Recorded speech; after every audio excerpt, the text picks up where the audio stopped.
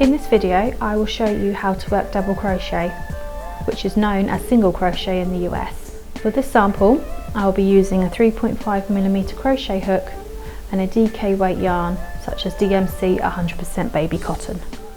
With the hook in your right hand and your work in the left, we're going to start by making one chain.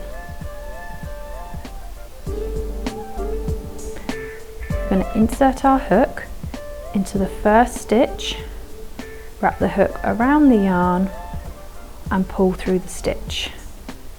So you have 2 loops on your hook.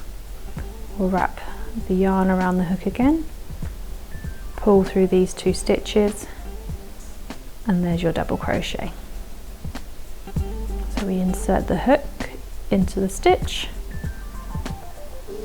hook around the yarn, pull through the stitch so we have 2 loops, yarn around the hook again and pull through the both together.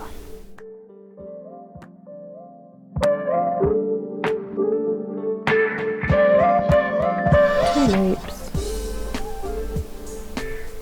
1,